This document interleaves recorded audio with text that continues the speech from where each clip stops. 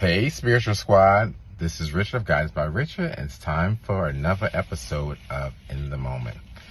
Today's moment is about having resources and tools. What I mean by that, and things that help you. So, a lot of spiritual people or religious people have a lot of various tools that are at their dispense. The blessing that God has given each of us is these tools have specialties, and in that, being a recipient of those specialties, you can utilize those tools, and someone shows you how to use those tools, and then really maximizing your probability of getting things done. So what I mean by that, so let's say if you are a Christian or a Baptist person, perhaps you have your Bible or you have something like that. If you are into Lukumi, you have Ifa, you have your warriors, you have Eshu, you have a Legua, and the list goes on. So one of the things I find so interesting in terms of progression and utilizing and maximizing those tools. So I often give out these various things and to help people move forward and really as a useful tool. And I find it really intriguing.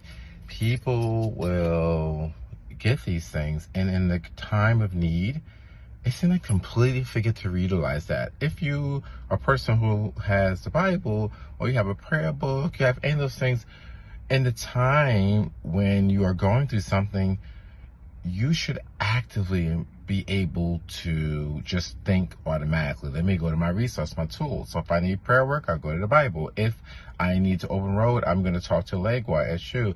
If I am going to, all possible tools, and that's our expertise. So one of the things I really want to remind people is, are you really maximizing on your tools? And some of that practice means that first, when you are a recipient, you either are going to go to classes or whoever gave you these things on how to use those tools and maximize on them. Then it means you go home and you practice. Everything is required maintenance. You have to know if you have that biblical tool, then you should read it at your leisure. Get into a regimen. If you have your warriors, you should be utilizing it. So other, religious artifacts, they all have their specialty. But what requires is that work. You're going to have to do the work in terms of really learning about it, practicing. So when you go to church, the church gives you, you receive that. They tell you how to get your Bible. They explain and they give you verses. So you practice that part and you take it home. If you receive your warriors, receive your Eshu, then they tell you how to do it. If it's talking about your altar, your prayer place, they walk you through it, but you still have to do the work.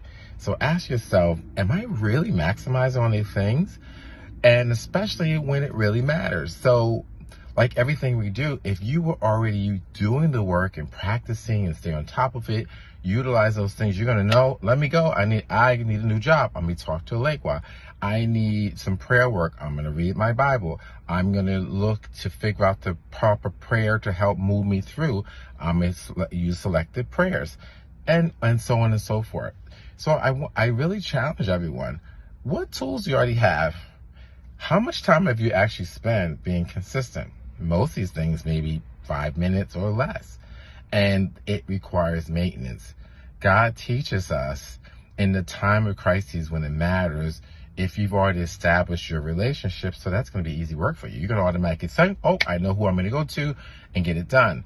And that's the beauty of me as a practitioner, that whatever the challenge I may have, I have a tool. I have a reference. I have an Orishas. I have spirits. I have all these different things, and I teach these things and show people how to use them. They receive from me.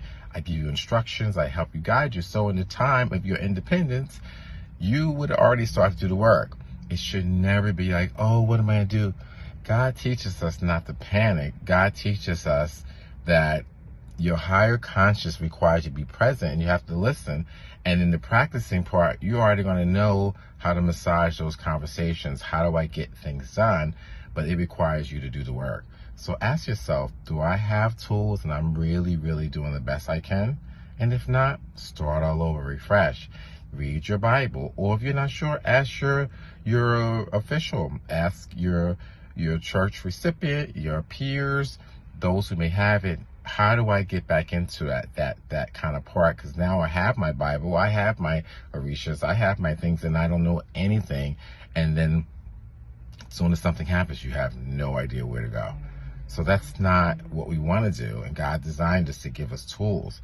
So are you maximizing those tools? Are you really being the best you possibly can? Ask yourself. And if not, start all over. That's the beauty of change. Today you have it. Tomorrow you can change it. You don't have to stay that way. I invite you to do that. Utilize and maximize your tools. Be blessed.